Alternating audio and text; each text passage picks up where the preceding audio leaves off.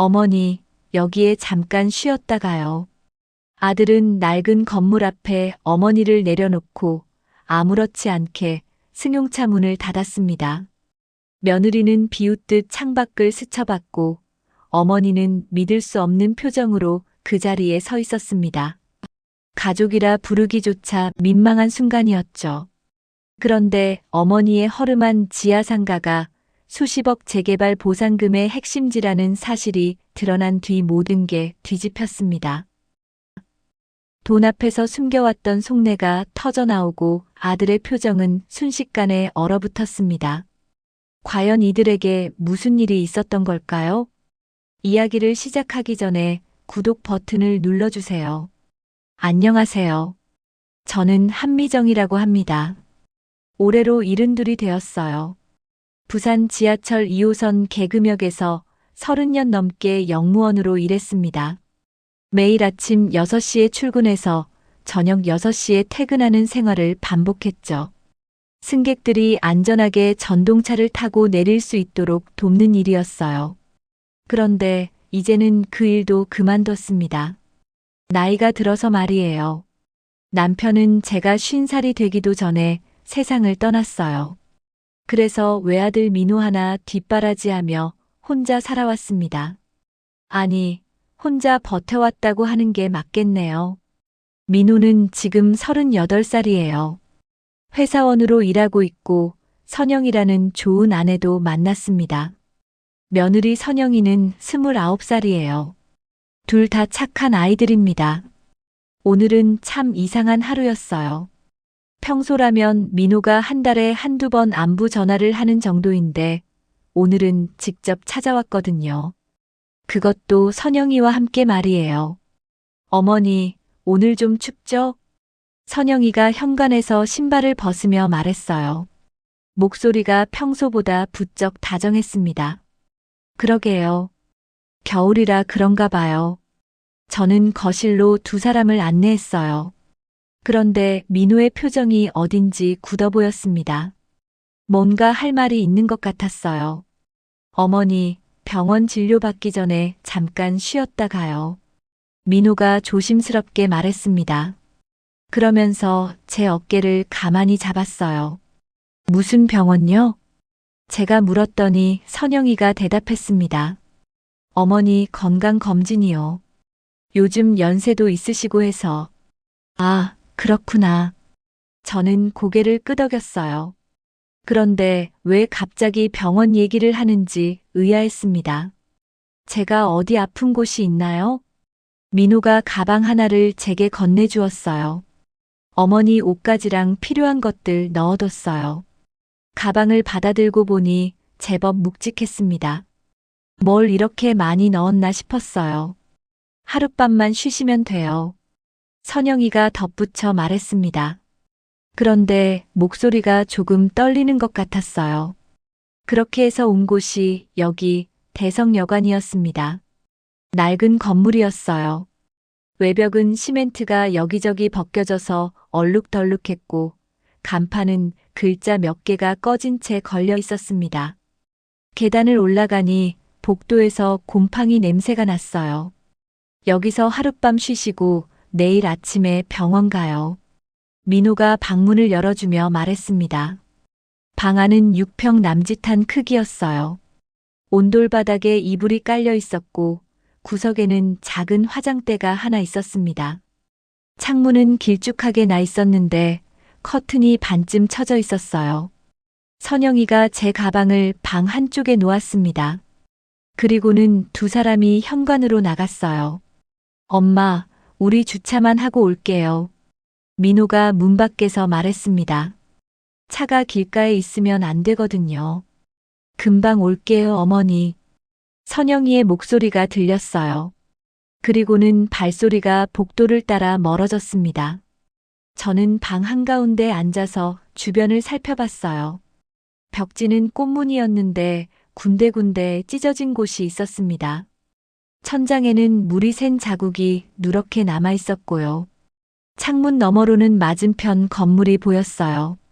낡은 벽돌 건물이었는데 1층에는 황금 술집이라는 간판이 달려 있었습니다. 그런데 간판 절반은 불이 나가 있었고 가게 문에는 철판이 덮여 있었어요. 폐업한 지 오래된 것 같았습니다. 골목은 텅 비어 있었어요. 가로등 하나가 깜빡거리며 희미한 불빛을 만들어내고 있었고 바람에 날린 신문지 한 장이 대굴대굴 굴러다녔습니다. 시계를 보니 오후 6시였어요. 그런데 아이들이 나간 지 벌써 1시간이 지났더라고요. 주차하는데 이렇게 오래 걸릴까요? 휴대폰을 꺼내서 민우한테 전화를 걸어봤습니다. 현재 전화를 받을 수 없습니다.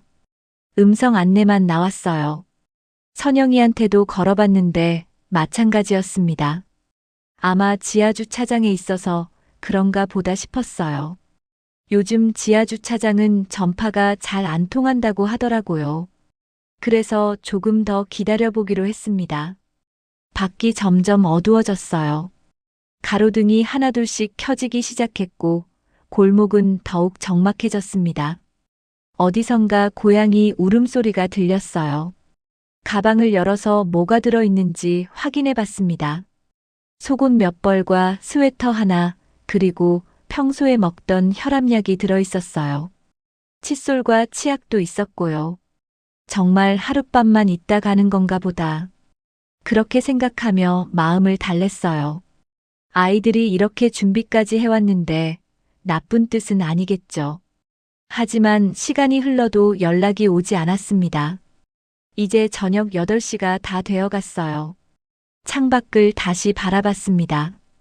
여전히 텅 빈 골목이었어요. 바람만 쌩쌩 불고 있었고 황금 술집에 꺼진 간판이 을씨년스럽게 달려 있었습니다. 설마 나를 두고 간 건 아니겠지. 혼자 중얼거리며 스스로를 달랬어요. 그럴 리가 없잖아요. 민우는 제가 키운 아들이고 선영이도 착한 며느리인데 말이에요. 그런데 마음 한구석이 자꾸 불안했습니다. 이틀이 지났습니다. 아직도 민우한테서 연락이 없었어요. 선영이한테도 계속 전화를 걸어봤지만 여전히 현재 전화를 받을 수 없습니다라는 음성만 나왔습니다. 첫째 날은 그러려니 했어요. 아마 급한 일이 생겼나 보다 싶었거든요. 둘째 날 아침에도 곧 올 거야 하며 기다렸습니다. 그런데 오후가 되고 저녁이 되어도 아무 소식이 없었어요. 여관 복도에서 발소리가 들렸습니다. 누군가 제 방 앞에서 멈춰 섰어요. 그리고는 문을 똑똑 두드렸습니다. 어르신 계세요? 여관 주인의 목소리였어요. 40대 중반쯤 되어 보이는 남자였는데 처음 왔을 때는 그냥 인사만 나누고 지나쳤거든요. 네, 있어요. 제가 대답하니 문이 살짝 열렸습니다. 실례합니다. 주인이 고개를 내밀었어요. 얼굴에는 약간의 걱정스러운 표정이 있었습니다. 어르신, 혹시 방값은 누가 내시는 건가요? 그 질문에 저는 잠시 멈칫했어요. 사실 아들이 계산할 줄 알았거든요. 처음에 민호가 하룻밤만 쉬시면 돼요라고 했으니까요. 아들이 낼 거예요. 제가 대답했습니다.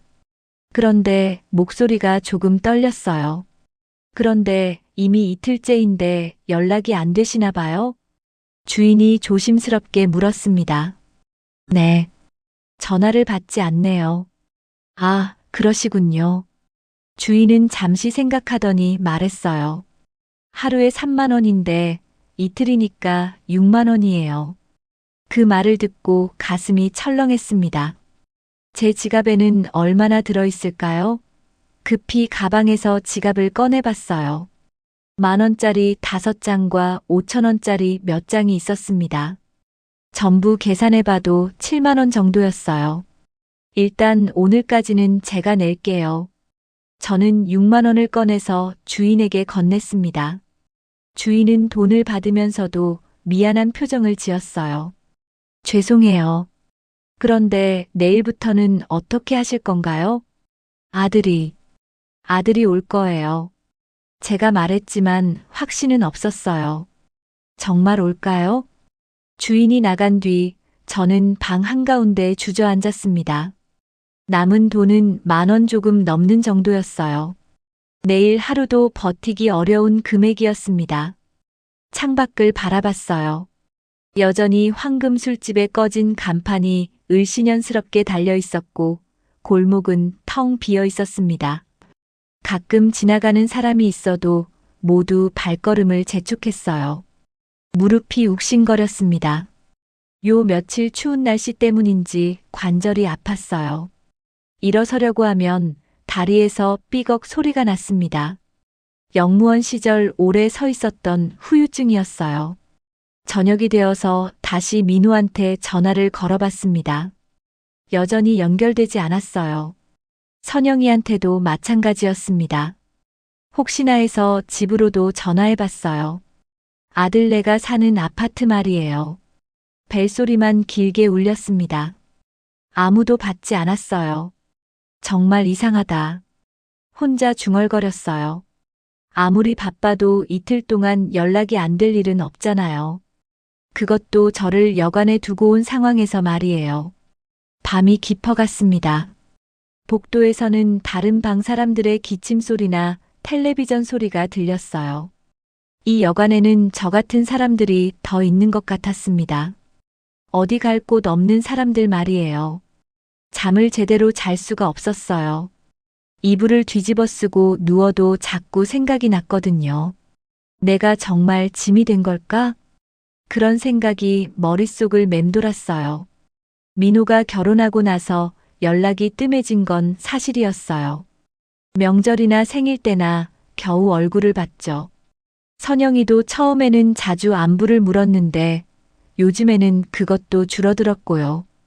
혹시 둘이서 의논하다가 저를 부담스러워한 건 아닐까요? 나이 든 시어머니를 모시는 게 힘들어서 이렇게 한 건 아닐까요? 아니에요. 그럴 리 없어요. 민호는 제가 키운 아들이고 선영이도 착한 아이인데요. 하지만 마음 한구석에서는 다른 생각이 들었어요. 요즘 뉴스에서 종종 나오는 얘기들이 떠올랐거든요. 늙은 부모를 요양원에 맡기고 연락을 끊는 자식들 얘기 말이에요. 설마 나도 그런 신세가 된 건 아니겠지. 고개를 저었어요. 그런 생각을 하면 안 되죠. 셋째 날 아침이 밝았습니다. 일찍부터 복도에서 소리가 났어요. 다른 방 사람이 나가는 소리 같았습니다. 저도 일어나서 세수를 했어요. 거울을 보니 얼굴이 많이 상해 있었어요. 이틀 동안 제대로 못 잤더니 눈 밑에 다크서클이 짙었습니다. 아침 9시쯤 또 문을 두드리는 소리가 났어요. 어르신, 죄송한데 잠깐 얘기 좀 할 수 있을까요? 여관 주인이었어요. 어제보다 목소리가 더 조심스러웠습니다. 문을 열어주니 주인이 미안한 표정으로 서 있었어요. 어르신, 아드님하고 연락되셨어요? 아직 안 됐어요. 그러시군요. 그런데 오늘 방값은 어떻게 하실 건가요? 제가 지갑을 열어서 남은 돈을 보여줬어요. 이것밖에 없어요. 주인이 난처한 표정을 지었습니다. 어르신, 죄송하지만 저도 장사를 하는 입장이라서요. 네, 알아요. 다른 방법은 없을까요? 친척분이나. 저는 고개를 저었어요. 민호 말고는 연락할 사람이 없었거든요. 남편이 일찍 세상을 떠난 뒤로 친척들과도 소원해졌고 친구라고 할 만한 사람도 없었어요. 주인이 한숨을 쉬었습니다. 그러면 오늘까지만 더 기다려보죠. 내일까지도 연락이 안 되면. 말을 끝까지 하지는 않았지만 무슨 뜻인지 알 수 있었어요. 문이 닫힌 뒤 저는 다시 방 한가운데 앉았습니다. 무릎이 더 아팠어요. 일어서기도 힘들 정도였습니다. 창밖을 바라보니 하늘이 흐려져 있었어요. 곧 비가 올 것 같았습니다. 이건 단순한 일이 아니다. 그런 생각이 들었어요.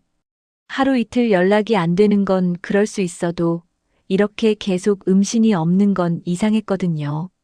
정말 저를 버린 걸까요? 결국 여관에서 나오게 되었어요. 셋째 날 아침 주인이 다시 찾아왔을 때 저는 더 이상 버틸 수가 없었거든요. 남은 돈으론 하루도 못 버티는 상황이었어요. 어르신, 죄송하지만 주인이 말을 꺼내려는 순간 저는 먼저 말했습니다. 나가겠어요. 어르신, 아들이 올 때까지 어딘가에서 기다려야겠어요. 가방을 챙겨서 나왔어요. 주인이 미안한 듯 배웅해줬지만 제 마음은 이미 무너져 있었습니다. 여관을 나와서 어디로 가야 할지 몰랐어요. 그래서 일단 지하철역 쪽으로 걸었습니다.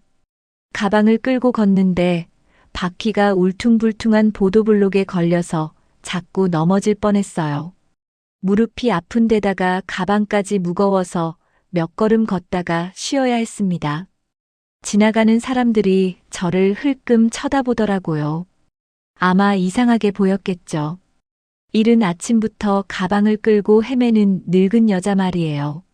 지하철역 근처에 작은 공원이 있었어요. 공영 쉼터라고 적힌 벤치들이 몇 개 놓여 있었습니다. 저는 그중 하나에 앉아서 숨을 골랐어요.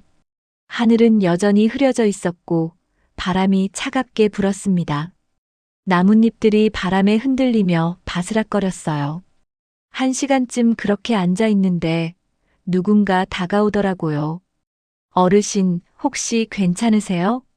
돌아보니 양복을 입은 젊은 남자였어요. 30대 중반쯤 되어 보였고 얼굴에는 걱정스러운 표정이 있었습니다. 네, 괜찮아요.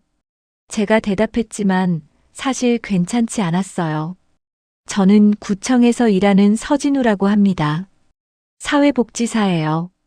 남자가 명함을 꺼내서 건넸어요. 이른 아침부터 여기 계시길래 혹시 무슨 일 있으신가 해서요. 진우 씨가 조심스럽게 물었습니다. 아니에요. 그냥 잠깐 쉬다 가는 거예요. 가방도 가지고 계시고 많이 힘들어 보이시는데요. 진우 씨는 제 옆 벤치에 앉았어요. 그리고는 다정한 목소리로 말했습니다. 혹시 집에 문제라도 있으세요? 저는 처음에는 말하고 싶지 않았어요. 부끄러웠거든요. 하지만 진우 씨가 워낙 친절하게 물어보니까 결국 털어놓게 되었어요. 아들이 저를 여관에 데려다 놓고 사라진 일, 이틀 동안 연락이 안 되는 일, 돈이 떨어져서 여관에서 나올 수밖에 없었던 일까지 다 말했습니다. 진우 씨는 심각한 표정으로 들었어요. 아드님 전화번호 알려주시겠어요? 제가 직접 연락해 볼게요. 정말요? 네, 이런 일은 가족끼리 해결하시는 게 제일 좋거든요. 진우 씨가 휴대폰을 꺼내서 민우의 번호를 눌렀어요. 저는 옆에서 가슴을 졸이며 기다렸습니다. 다행히 전화가 연결되었어요. 여보세요, 한민호 씨인가요? 저는 구청 사회복지과의 서진우라고 합니다. 진우 씨가 정중하게 말했어요. 어머니께서 지금 곤란한 상황에 계신 것 같아서 연락드렸어요. 전화 너머로 민우의 목소리가 들렸어요. 뭔가 당황하는 것 같았습니다. 아, 요즘 너무 바빠서요. 민우가 말했어요. 엄마도 고집이 세서 말을 안 들으시거든요. 그 말을 듣는 순간 가슴이 철렁했어요. 제가 고집이 세다고요? 언제 고집을 부렸나요? 진우 씨가 차분하게 말했습니다. 그래도 어머니를 여관에 두고 오신 건 좀 문제가 있지 않나요? 아, 저희도 상황이 복잡해서요. 민호의 목소리가 점점 작아졌어요. 그때 뒤에서 여자 목소리가 들렸습니다. 선영이었어요. 저희도 애들 키우면서 대출 갚느라 힘들어요. 선영이가 전화를 빼앗아서 말하는 것 같았어요. 국가에서 해주는 복지시설 좀 알아봐 주세요. 저희는 정말 여유가 없거든요. 그 순간 머리가 하얘졌어요. 복지시설이라고 했나요? 저를 복지시설에 보내려고 하는 건가요? 진우 씨가 당황한 표정으로 저를 바라봤어요. 부인, 그래도 가족이. 저희가 비정한 게 아니라 정말 어쩔 수 없는 상황이에요. 선영이가 말을 끊었어요. 어머니도 나이가 많으시니까 전문적인 돌봄을 받으시는 게 낫잖아요. 전화가 끊어졌어요. 진우 씨가 휴대폰을 내려놓고 저를 바라봤습니다. 미안한 표정이었어요. 어르신, 저는 아무 말도 할 수 없었어요. 가슴 깊은 곳에서 뭔가 치밀어 올랐거든요. 분노였을까요? 아니면 서러움이었을까요? 내가 왜 여기까지 왔나? 그런 생각이 들었어요. 30년 넘게 영무원으로 일하면서 번 돈으로 민우를 키웠어요. 대학까지 보냈고 결혼할 때도 도와줬죠. 그런데 이제 와서 저를 짐처럼 여기는 건가요? 복지시설이라고 했잖아요. 요양원 얘기였겠죠. 거기에 저를 맡기고 손 털겠다는 거였어요. 진우 씨가 조심스럽게 말했어요. 어르신, 일단 임시보호시설부터 알아봐 드릴게요. 아니에요. 제가 고개를 저었어요. 애들도 먹고 살기 바쁘겠죠. 그래도 선영이 말이 맞아요. 전문적인 돌봄을 받는 게 나을지도 모르겠네요. 그렇게 말했지만 속마음은 달랐어요. 정말 화가 났거든요. 하지만 화를 낼 수도 없었어요. 갈 곳이 없는 처지에 뭘 어떻게 하겠어요? 진우 씨가 한숨을 쉬었습니다. 요즘 이런 경우가 많아요. 가족들이 경제적 부담을 못 견뎌 하시는 거죠. 그러게요. 저는 고개를 끄덕였어요. 이해한다는 뜻이었습니다. 정말로 이해했거든요. 요즘 세상이 어려우니까요. 하지만 마음은 다른 문제였어요. 바람이 더 차갑게 불었습니다. 나뭇잎들이 바스락거리며 떨어졌어요. 어디선가 까마귀가 울었습니다. 진우 씨가 다시 휴대폰을 꺼냈어요. 일단 임시보호시설에 연락해 볼게요. 네. 저는 작은 목소리로 대답했어요. 그런데 속으로는 다른 생각을 하고 있었어요. 정말 이대로 끝나는 건가요? 30년 넘게 열심히 살았는데 마지막에 이런 신세가 되는 건가요? 민호의 목소리가 자꾸 귓가에 맴돌았어요. 엄마도 고집이 세서 말을 안 들으시거든요. 언제 제가 고집을 부렸나요? 그냥 조용히 살았는데요. 아들 뒷바라지만 하면서 살았는데요. 가방을 내려다봤어요. 그 안에는 제 인생이 다 들어 있었어요. 몇 벌 안 되는 옷가지와 오래된 혈압약, 그리고 지갑 속 몇만 원이 전부였습니다. 진우 씨가 전화 통화를 마치고 돌아왔어요. 어르신, 일단 오늘 밤은 임시보호소에서 머무실 수 있을 것 같아요. 고맙습니다. 저는 고개를 숙였어요. 그런데 마음 한구석에서는 다른 생각이 들었어요. 과연 이대로 포기하는 게 맞을까요? 정말 아무것도 할 수 없는 걸까요? 하늘에서 빗방울이 떨어지기 시작했어요. 며칠 뒤의 일이었어요. 임시보호시설에서 나와서 다시 거리를 헤매고 있었습니다. 그곳도 며칠만 머물 수 있는 곳이었거든요. 진우 씨가 여러 곳에 알아봐줬지만 당장 들어갈 수 있는 곳은 없었어요. 그날도 지하철역 근처를 돌아다니고 있었어요. 어디라도 앉을 곳을 찾아서 말이죠. 가방을 끌고 계단을 내려가는데 갑자기 다리에 힘이 풀렸습니다. 소리를 내기도 전에 몸이 앞으로 기울어졌어요. 무릎이 꺾이면서 계단에 그대로 굴러떨어졌습니다. 아이고, 어르신. 누군가 소리쳤어요. 그리고는 정신을 잃었습니다. 깨어보니 병원이었어요. 하얀 천장이 보였고 소독약 냄새가 났습니다. 머리가 지끈거렸어요. 몸을 움직이려고 하니 여기저기 아팠습니다. 깨어나셨네요. 간호사가 다가와서 말했어요. 많이 아프시죠? 계단에서 넘어지셨어요. 여기가 응급실이에요. 지금 입원 수속 중이고요. 간호사가 체온계를 제 입에 넣었어요. 보호자분들 연락했는데 곧 오신대요. 1시간쯤 지나서 민우와 선영이가 나타났어요. 얼굴에는 걱정보다는 당황한 기색이 더 짙었습니다. 엄마, 괜찮으세요?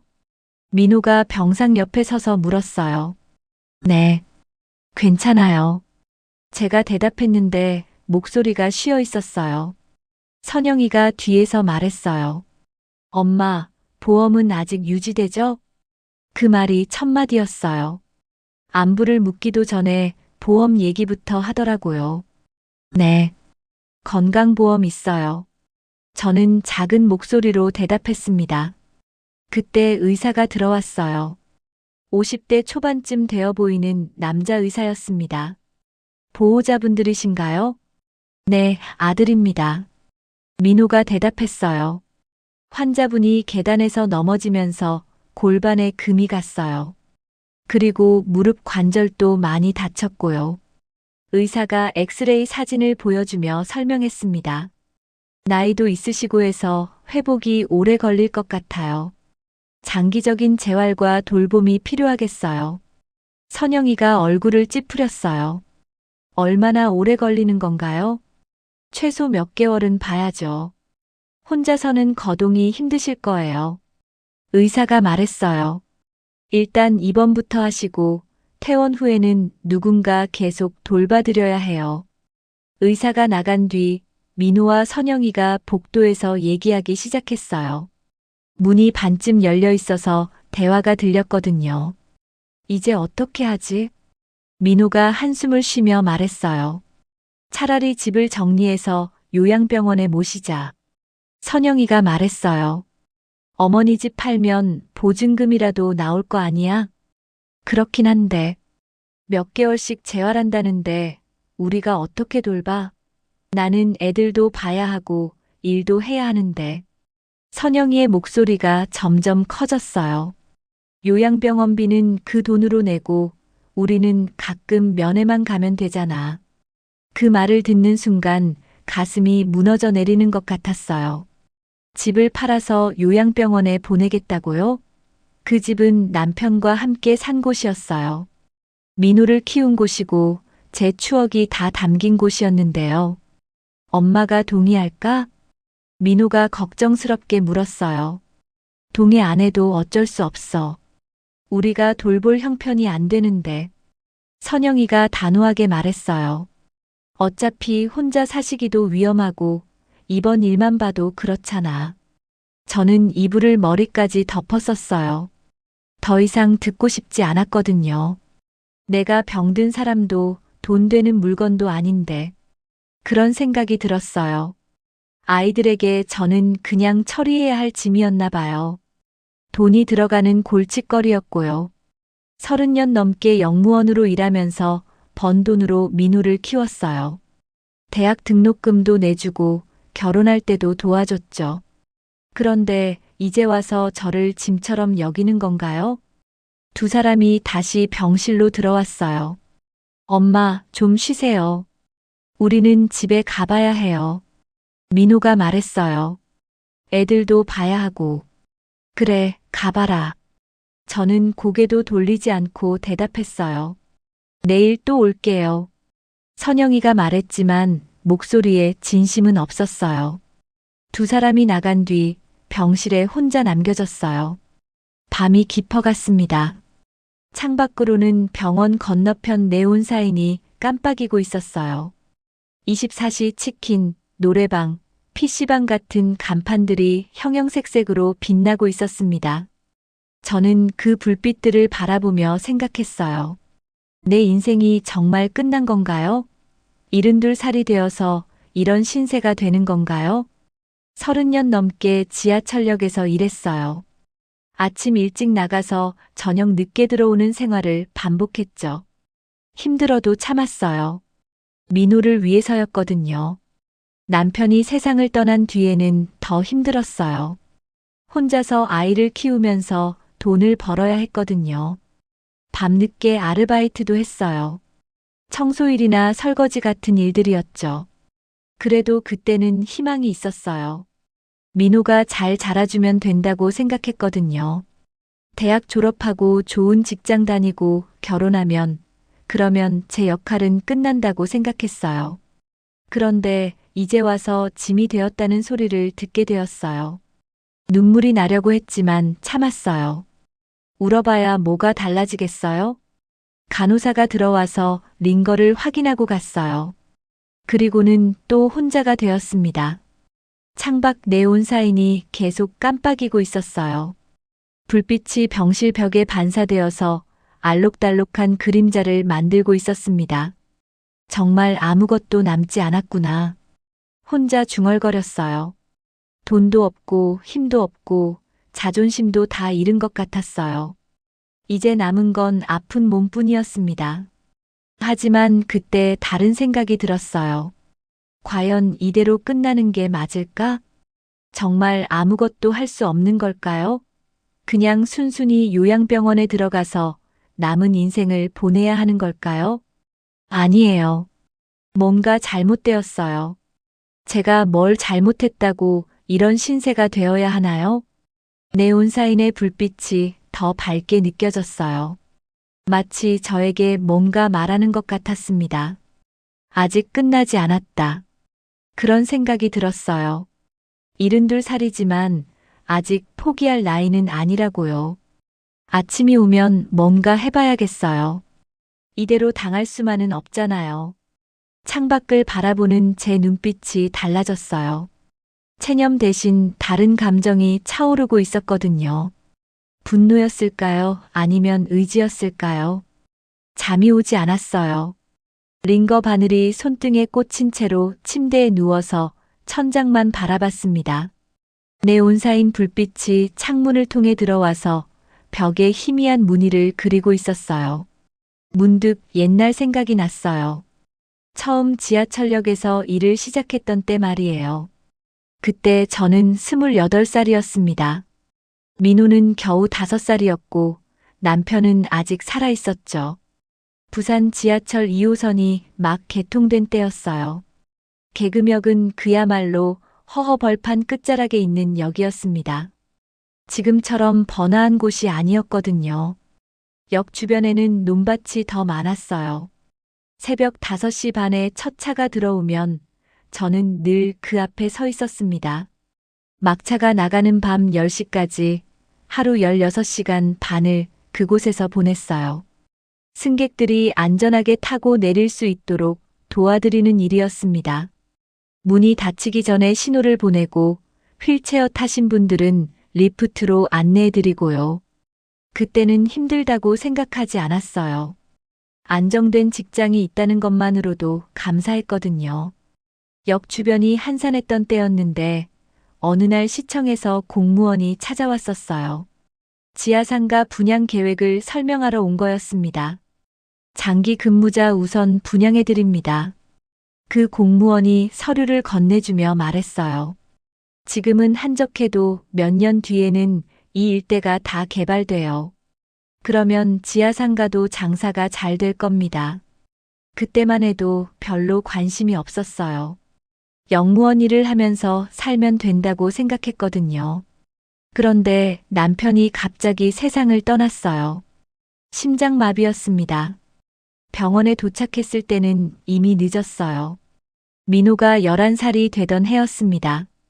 장례를 치르고 나니 앞이 캄캄했어요. 혼자서 아이를 키우면서 살아가야 했거든요. 그때 다시 지하상가 분양 얘기가 나왔어요. 동료가 말해줬거든요. 미정 씨, 그거라도 해놔. 나중에 민호 결혼할 때 도움 될 거야. 고민 끝에 분양을 받기로 했어요. 퇴직금과 적금을 다 털어서 지하상가 한 칸을 샀습니다. 작은 가게 하나 들어갈 만한 크기였어요. 처음에는 직접 관리하려고 했어요. 퇴근 후에 지하상가에 가서 청소도 하고 임대 문의 오는 사람들도 만났죠. 하지만 몸이 감당하기 어려웠어요. 영무원 일도 하면서 상가 관리까지 하려니 너무 힘들었거든요. 결국 동네 부동산 사무소에 관리를 맡겼습니다. 임대료가 들어오면 수수료를 떼고 나머지를 통장으로 넣어주는 방식이었어요. 계약서며 각종 서류들은 집 안방 철제 서류함에 넣어뒀습니다. 가끔 부동산에서 서류가 필요하다고 하면 찾아서 가져다 주는 정도였어요. 세월이 흘러서 민호가 자라고 지하상가 주변도 발전했습니다. 상가 임대료도 조금씩 올랐어요. 그 돈으로 민호 학비도 되고 생활비도 보탰죠. 하지만 저는 상가에 대해서는 별로 신경 쓰지 않았어요. 내가 가진 건 저 애 하나면 된다. 늘 그렇게 생각했거든요. 민호만 잘 키우면 된다고 믿었어요. 공부 잘해서 좋은 대학 가고 좋은 직장 다니고 좋은 사람 만나서 결혼하면 그것으로 충분하다고 생각했습니다. 상가나 재산 같은 건 중요하지 않았어요. 아들이 잘 되면 그걸로 만족이었거든요. 그런데 지금 생각해보니 그게 잘못이었나 봐요. 아들은 제가 생각했던 것보다 훨씬 현실적인 사람이 되어 있었어요. 저를 사랑보다는 부담으로 여기고 있었고요. 병실 천장을 바라보며 후회가 밀려왔어요. 그때 좀 더 똑똑하게 살 걸 그랬어요. 상가 관리도 제대로 하고 재산도 늘려놓을 걸 그랬어요. 그랬으면 지금 이런 신세는 안 되었을 텐데요. 하지만 이제 와서 후회해봐야 소용없죠. 중요한 건 앞으로 어떻게 할 것인가였어요. 문득 철제 서류함 얘기가 떠올랐어요. 그 안에 지하상가 계약서가 아직 있을까요? 부동산에서 관리를 맡고 있다고 했는데 지금은 임대료가 얼마나 될까요? 만약 그 상가가 아직 제 명의라면 그리고 임대료가 괜찮게 나온다면 상황이 달라질 수도 있을 텐데요. 창밖 네온 사인이 여전히 깜빡이고 있었어요. 옛날 그 허허벌판이던 개그멱이 지금은 어떻게 변했을까요? 그때 분양받은 지하상가는 어떻게 되었을까요? 갑자기 확인해보고 싶어졌어요. 지난날에 저는 너무 순진했어요. 아들 하나만 잘 키우면 된다고 생각했으니까요. 하지만 이제 알겠어요. 세상은 그렇게 만만하지 않다는 걸요. 눈을 감고 다시 생각해 봤습니다. 분명히 뭔가 있을 거예요. 제가 놓치고 있는 것들이 있을 거라고요. 병원에 입원한 지 일주일쯤 되었을 때였어요. 그날도 혼자 병실에 누워 있는데 간호사가 들어와서 말했어요. 어르신, 면회 오신 분이 계세요. 누가 왔을까 싶었어요. 민호는 어제 왔었고 선영이는 며칠째 얼굴을 보지 못했거든요. 문이 열리면서 익숙한 얼굴이 나타났어요. 미정아. 오은숙이었어요. 같은 개그멱에서 오래 근무했던 동료였습니다. 저보다 2살 적은 70살이었어요. 은수가 어떻게 왔어? 제가 반가워하며 물었어요. 소식 듣고 왔지. 큰일 났다며? 은숙이 병상 옆 의자에 앉으며 걱정스럽게 말했어요. 괜찮아. 좀 다쳤을 뿐이야. 병원비는 어떻게 하고? 그야. 건강보험으로. 저는 겸연쩍게 대답했어요. 사실 병원비도 걱정이었거든요. 은숙이 잠시 망설이더니 조심스럽게 말했어요. 미정아, 너 혹시 지하상가 아직 가지고 있니? 지하상가? 아, 그거. 있긴 한데 신경 안 쓴 지 오래야. 등기는 아직 내 이름이야? 은숙의 목소리가 떨렸어요. 그럼 왜? 미정아. 은숙이 제 손을 꽉 잡았어요. 지금 그 일대 재개발 들어간다. 보상금이 엄청나게 올랐대. 뭐? 저는 깜짝 놀랐어요. 진짜야. 우리 딸이 부동산에서 일하는데 요즘 그 얘기로 난리래. 은숙이 흥분하며 말했어요. 개그멱 지하상가가 역세권 재개발 1구역으로 지정됐다는 거야. 믿기지 않았어요. 그 작은 상가 한 칸이 그렇게 중요한 곳이 된다고요? 정말이야? 흥. 그런데 미정아, 내 아들은 이 사실 알고 있니? 은숙이 조심스럽게 물었어요. 그 순간 등골이 서늘해졌어요. 혹시 민호가 이걸 알고 있었던 걸까요? 그래서 저를 여관에 버렸던 걸까요?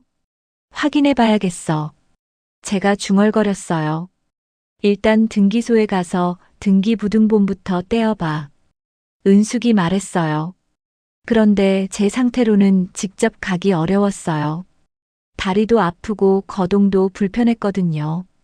그때 구청 사회복지사 진우 씨가 생각났어요. 안면이 있으니까 도움을 요청해 볼 수 있을 것 같았어요. 전화를 걸어서 상황을 설명했더니 진우 씨가 흔쾌히 도와주겠다고 했어요. 어르신, 제가 등기소에 가서 확인해 드릴게요. 이틀 뒤 진우 씨가 서류를 들고 병실에 왔어요. 표정이 심상치 않았어요. 어르신, 놀라지 마세요. 진우 씨가 등기부등본을 펼쳐 보여줬어요. 정말로 어르신 명의로 되어 있어요. 그리고 진우 씨가 다른 서류도 꺼냈어요. 재개발 구역 지정 공고문이에요. 이 지역이 역세권 상업지 재개발 1구역으로 확정됐어요.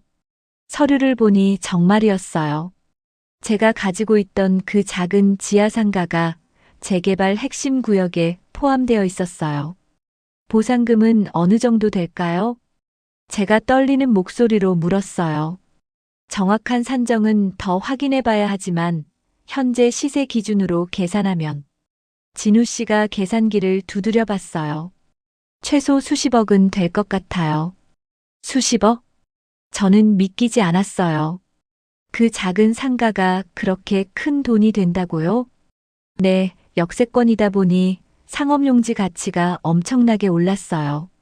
진우 씨가 설명했어요. 그런데 어르신, 혹시 가족분들이 이 사실을 알고 계실까요?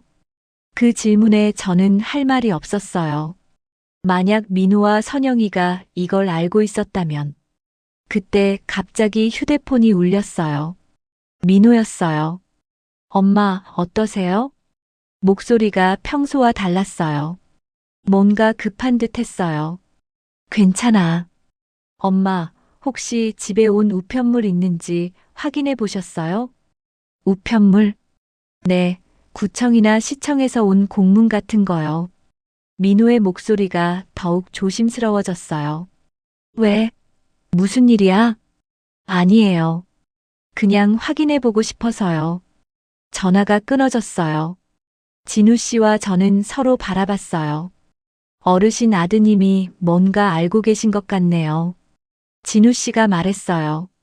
그날 오후 선영이가 갑자기 병실에 나타났어요. 며칠 동안 안 오더니 갑자기 온 거였어요. 어머니, 어떠세요? 선영이의 목소리도 평소와 달랐어요. 괜찮아. 어머니, 혹시 예전에 지하상가 하나 가지고 계시죠? 드디어 본색이 드러났어요. 왜 그걸 물어보지? 제가 반문했어요. 아, 그냥 궁금해서요. 선영이가 어색하게 웃었어요. 혹시 그 상가 서류들이 어디 있는지 아세요? 왜? 정리 좀 해드리려고요. 저는 속으로 웃음이 나왔어요. 이제 와서 정리를 해준다고요? 서류는 집에 있어. 어디에요? 안방 철제 서류함에. 선영이가 안도하는 표정을 지었어요. 그럼 제가 정리해 드릴게요. 고마워. 저는 모른 채 했어요. 선영이가 나간 뒤 진우 씨가 말했어요. 어르신, 이제 어떻게 하실 건가요? 글쎄, 저는 창밖을 바라봤어요. 이제 상황이 완전히 바뀌었어요. 저를 짐으로 여기던 아들과 며느리가 갑자기 저에게 관심을 보이기 시작했어요. 그 이유가 뭔지는 뻔했죠. 하지만 이제 제가 주도권을 잡을 수 있게 되었어요. 수십억이라는 돈이 눈앞에 있었거든요. 진우 씨, 변호사 한 분 소개해 주실 수 있나요? 제가 말했어요. 네, 물론이죠. 진우 씨가 대답했어요. 창밖으로 노을이 지고 있었어요. 하지만 저에게는 새로운 시작처럼 느껴졌습니다. 며칠 뒤 병실 문이 조심스럽게 열렸어요. 민호와 선영이가 들어왔는데 두 사람의 모습이 완전히 달라져 있었어요. 민호는 며칠 동안 제대로 못 잤는지 수염이 거칠게 자라 있었고 선영이는 눈이 퉁퉁 부어 있었습니다. 엄마. 민호가 병상 앞에서 멈춰 섰어요. 그리고는 갑자기 무릎을 꿇더라고요. 엄마, 죄송해요. 정말 죄송해요. 선영이도 따라서 바닥에 무릎을 꿇었어요. 어머니, 저희가 순간적으로 너무 힘들어서 그랬어요. 두 사람 다 눈물을 흘리고 있었어요. 민호는 어깨가 떨릴 정도로 울고 있었습니다. 저는 그 모습을 조용히 내려다봤어요. 예전 같았으면 바로 괜찮다, 일어나라 했을 텐데, 이번에는 마음이 쉽게 움직이지 않더라고요. 엄마, 용서해 주세요. 다시는 그런 일 없을 거예요. 민호가 제 다리를 붙잡으며 말했어요. 정말 정신이 없었어요. 대출 때문에, 애들 때문에. 선영이도 코를 훌쩍이며 말했어요. 저는 한참 동안 아무 말 하지 않았어요. 그냥 창밖을 바라봤습니다. 민호야. 제가 천천히 입을 열었어요. 보상금이 아니라 엄마가 없을 때 내가 한 말을 먼저 생각해라. 민호가 고개를 들었어요. 얼굴이 새파랗게 질려 있었습니다. 엄마, 그게 복지시설에 보내자고 했지? 집 팔아서 요양병원에 넣자고 했지? 제 목소리는 차가웠어요. 그때 엄마는 병실 침대에서 다 들었다. 선영이가 더 큰 소리로 울기 시작했어요. 어머니, 정말 잘못했어요. 저희가 정말 잘못했어요. 선영아, 제가 며느리를 바라봤어요. 내가 힘든 건 이해한다. 애 둘 키우면서 돈 벌기 쉽지 않을 거야. 어머니, 하지만 그래도 안 될 말이 있는 거다. 저는 천장을 바라봤어요. 엄마를 여관에 두고 간 건 그렇다 쳐도 복지시설 보내자는 말까지는 하면 안 됐어. 그때 문을 두드리는 소리가 났어요. 진우 씨였습니다. 어르신, 약속하신 시간이에요. 들어와요. 진우 씨가 들어오면서 뒤따라 한 사람이 더 나타났어요. 50대 초반의 단정한 여성이었습니다. 안녕하세요. 김수진 변호사입니다. 변호사가 정중하게 인사했어요. 민호와 선영이가 당황한 표정으로 일어났어요. 엄마, 변호사는 왜 오신 거예요? 민호가 떨리는 목소리로 물었어요. 내일 처리하려고. 제가 간단하게 대답했어요. 변호사가 의자를 가져다 놓고 앉으면서 서류 가방을 열었어요. 재개발 보상금 관련해서 신탁 설정 절차를 도와드리겠습니다. 신탁이요? 선영이가 눈을 크게 뜨며 물었어요. 네, 어르신께서 요청하신 대로 손주분들 명의로 교육비와 주거 안정용 신탁을 설정할 예정입니다. 변호사가 서류를 펼치며 설명했어요. 그리고 어르신 명의로는 소박하지만 안정적인 주거 공간 마련비를 별도로 분리하고요. 민호가 제 손을 잡으려고 했지만 저는 피했어요. 엄마, 그럼 저희는 어떻게 되는 거예요? 나머지 일부는 개금역 주변 청소년 장학금과 노인 복지 기금으로 지정 기부할 계획입니다. 변호사가 계속 설명했어요. 선영이가 벌떡 일어났어요. 어머니, 그래도 가족인데 이렇게까지 하실 거예요? 가족이라고 했니? 제가 며느리를 바라봤어요. 가족이면 시어머니를 여관에 버리고 가니? 어머니, 그건 정말 어쩔 수 없는 상황이었어요. 어쩔 수 없다고? 제 목소리가 조금 높아졌어요. 그럼 복지시설 보내자는 것도 어쩔 수 없었나? 선영이가 할 말을 잃었어요. 변호사가 또 다른 서류를 꺼내며 말했어요. 다만 어르신께서 한 가지 조건을 말씀하셨습니다. 조건이요?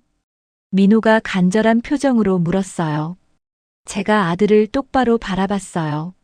내가 정말 변한다면 이자를 제외한 일정 금액 정도는 내가 나이 들었을 때 돌려주마. 엄마. 하지만 지금은 내가 너를 대신해서 내 아이들을 지킬 거다. 그 말을 듣고 민호가 주저앉았어요. 의자도 없이 그냥 바닥에 털썩 앉더라고요. 엄마, 제가 정말 잘못했어요. 목소리가 완전히 꺾여 있었어요. 민호야. 저는 차분하게 말했어요.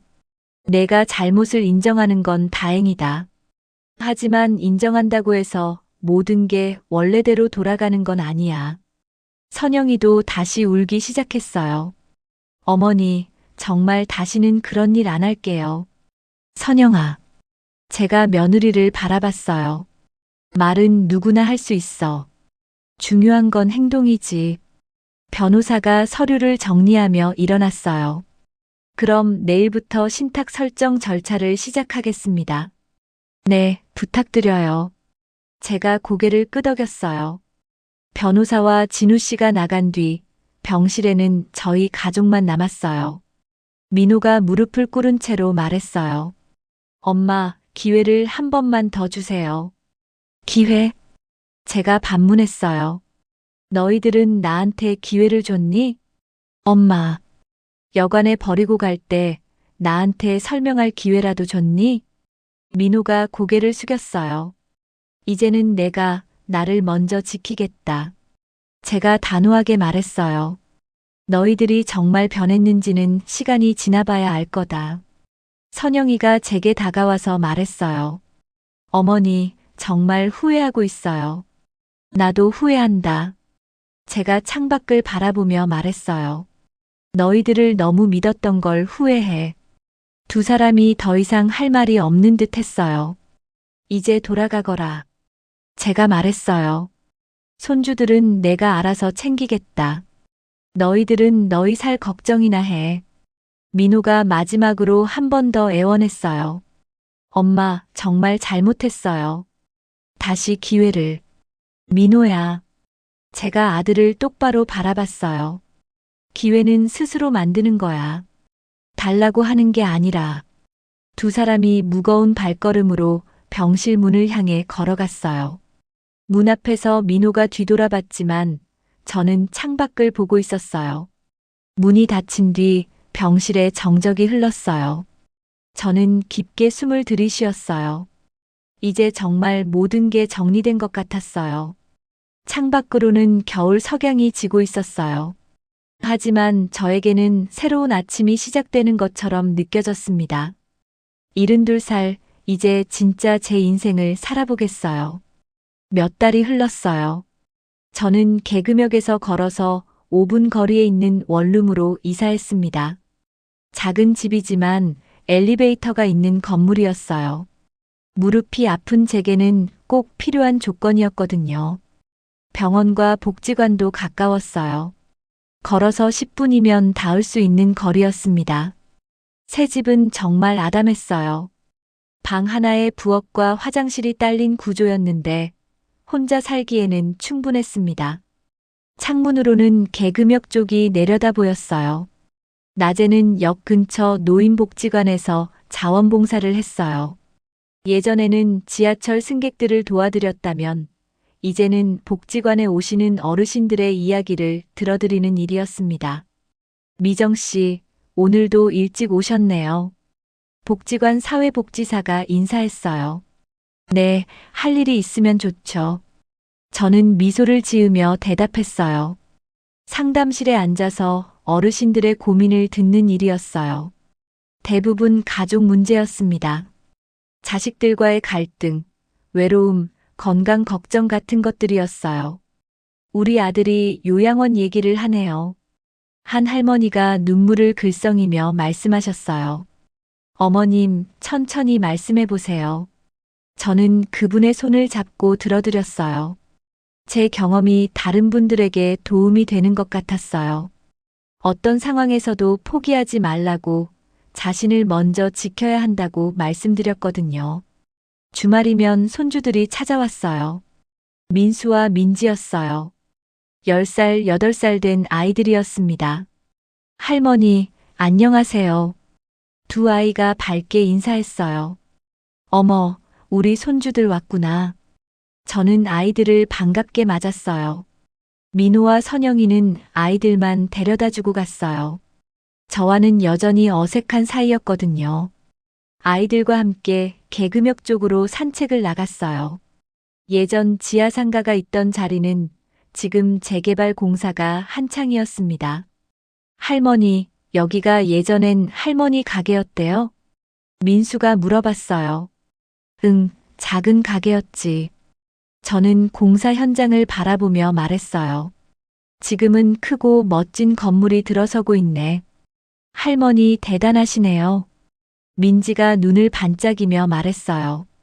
할머니가 그 돈으로 우리 학비도 내주신다며? 그래, 열심히 공부해야 해. 저는 아이들을 꼭 안아줬어요. 아이들이 갈 때가 되면 아쉬웠어요. 하지만 이제는 그 아쉬움이 절망이 아니라 그리움이었어요. 아들 민호와는 여전히 거리가 있었어요. 가끔 안부 전화를 하긴 했지만 예전처럼 가까운 사이는 아니었습니다. 하지만 저는 그 거리를 나쁘게 생각하지 않았어요. 오히려 존엄을 지키는 안전거리라고 부르게 되었거든요. 너무 가까우면 다시 상처받을 수도 있잖아요. 이 정도 거리가 서로에게 좋은 것 같았어요. 어느 저녁이었어요. 복지관에서 일을 마치고 집으로 돌아가는 길에 역 끝 벤치에 앉았습니다.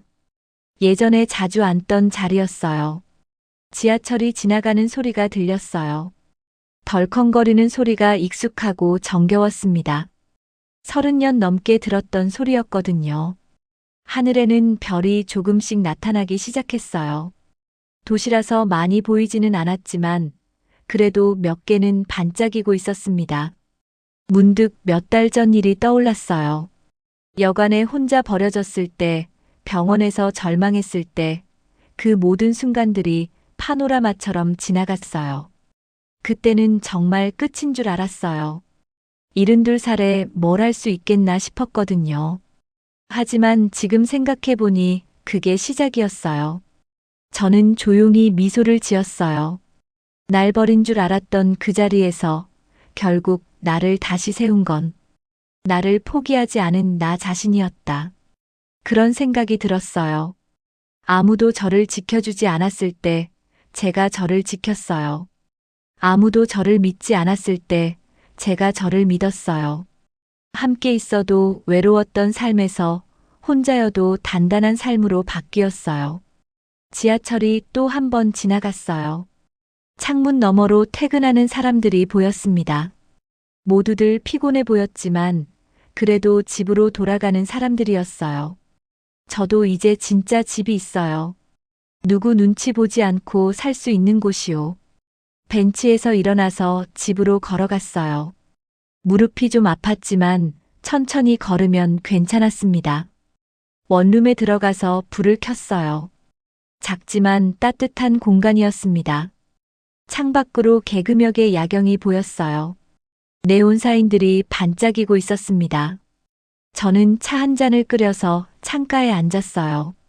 내일도 복지관에 가서 어르신들 이야기를 들어드릴 거예요. 주말에는 손주들과 시간을 보낼 거고요. 평범한 하루하루였지만 이제는 그 평범함이 소중했어요. 아무도 저를 내쫓을 수 없는 곳에서 제가 원하는 방식으로 사는 삶이었거든요. 컵을 들고 차를 한 모금 마셨어요. 따뜻하고 달콤했습니다. 이제 정말 새로운 시작이었어요. 그럼 오늘 이야기는 여기까지입니다. 영상을 시청해주신 모든 분들 고맙습니다. 저는 AI 나레이션 이혜지였습니다.